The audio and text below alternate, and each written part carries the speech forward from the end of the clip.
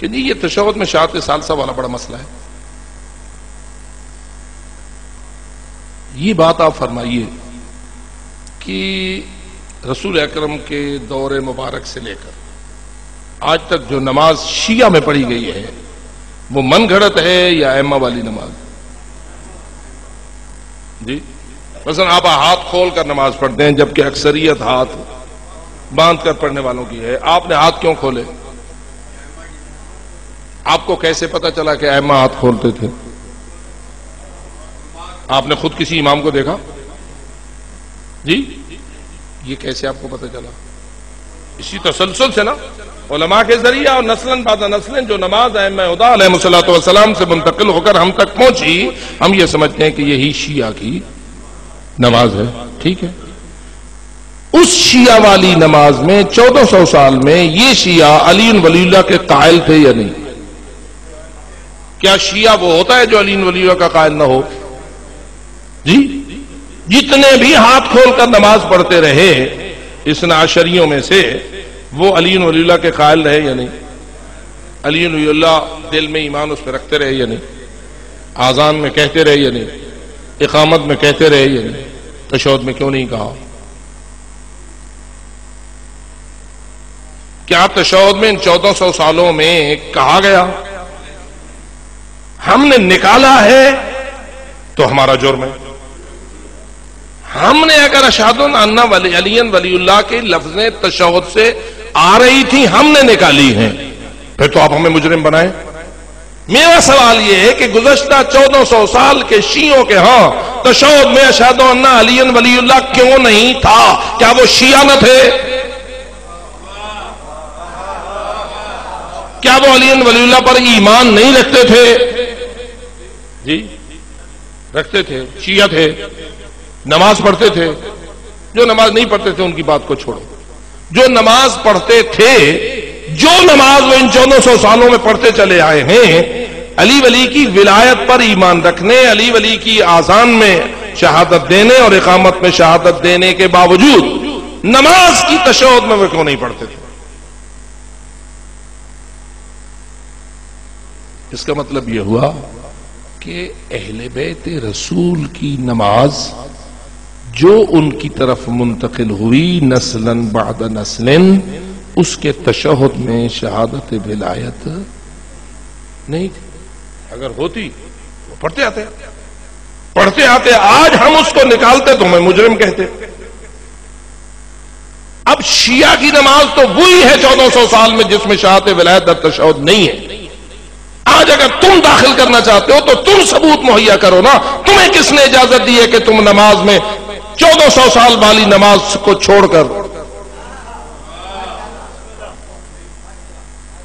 فقط جذبات سے لوگوں سے ناجائز فائدہ اٹھاتے ہوئے تم علی ولی اللہ کو شامل کرو؟ آج اگر تم علی ولی اللہ کو شامل کرو گے تو کل بہت ساری باتیں اور بھی شامل کرو. کل تم کہو گے کہ حضرت عباس کا ماتم بھی نماز میں ہونا چاہیے. کیا خیال ہے، ماتم عبادت ہے یا نہیں؟ علی ولی اللہ پڑھنا بڑی عبادت ہے یا ماتم کرنا بڑی عبادت ہے؟ مشکل مسئلہ ہے شاہ صاحب، مشکل ہے. ابھی مشکل ہے، کل آسان ہو جائے گا. جو لوگ ماتم کو بڑی عبادت سمجھتے ہیں ان کے نزدیک آذان میں اشہد ان ولی اللہ کوئی چیز نہیں، اقامت میں اشہد ان علی ولی اللہ کوئی چیز نہیں، کلمہ میں علی ولی اللہ ان کے نزدیک کوئی چیز نہیں. ان کے نزدیک سب سے بڑی چیز ماتم ہے. میں جانتا ہوں ان کے جذبات کو، آپ جانتے ہیں مجھ سے زیادہ.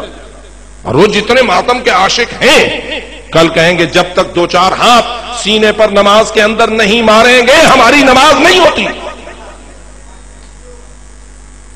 تھوڑے دنوں کے بعد کہیں گے جب تک کہ نماز کے اندر 1-2 خون کے قطرے نہ نکلے، زنجیر کا ماتم نہ کیا جائے، بلیڈ نہ مارے جائیں، اس وقت تک نماز صحیح نہیں ہوتی. تو کیا تمہیں ہمیں اجازت دیں کہ تم جو مرضی آئے نماز کے نام پر شامل کرو اور ہم تمہارے مرید اور نوکر ہیں؟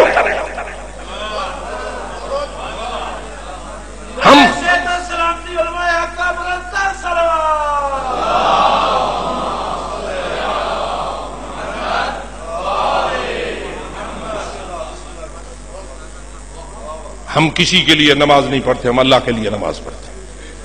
ہم وہی نماز پڑھنا اپنے لیے جائز سمجھتے ہیں جو محمد و آل محمد کی تعلیمات کے مطابق ہے، حتیٰ کہ ہم مجتہدین کو فقط ترجماؤں میں تعلیمات آل محمد مانتے ہیں۔ نماز بنانے کا حق نہ امام خمینی کو دیتے ہیں، نہ آغا خوئی کو دیتے ہیں، نہ آغا سیستانی کو دیتے ہیں۔ ہم مان ہی نہیں سکتے کہ کوئی مجتہد نماز بناتا ہے۔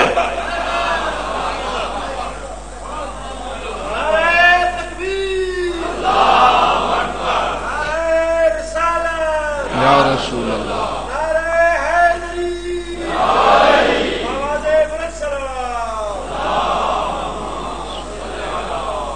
مجتہد بھی اگر کوئی فتویٰ دیتا ہے تو سینکڑوں مجتہد اس کے دلال کے اوپر نگاہ رکھے ہوئے ہوتے ہیں کہ اس کی کوئی دلیل ہے، اس کے پاس شرعی دلیل ہے یا ویسے ہی کہہ رہا ہے۔ اگر بغیر دلیل شرعی کے کوئی بات کہے تو علماء کہہ دیتے ہیں قولہ و بولہ سوا، اس کا پیشاب اور اس کی بات برابر ہے، مذاق نہیں ہے۔ آپ کو تو چونکہ پتہ نہیں کہ حوزہ علمیہ میں علوم کو کیسے پھیلایا جاتا ہے، اور دروس خارج ہوتے کیا ہیں، اور ادلہ شریعہ ہوتے کیا ہیں، اور قرآن اور حدیث اور ان ادلہ شریعہ کے ساتھ فتاویٰ کو کیسے پیش کیا جاتا ہے، مذاق نہیں ہے۔ ایک شخص کو کوئی اختیار نہیں دیتے حوزہ کہ وہ اپنی مرضی چلائے۔ کسی کی مرضی کا نام دین نہیں، دین اس کی مرضی کا نام ہے جس کے سامنے حسین نے اپنا سر کٹا دیا۔ دین اس کی مرضی کا نام ہے کہ جس کی مرضی کو رواج دینے کے لیے علی کی بیٹیاں رسیوں میں بندھ گئی۔ معمولی بات ہے۔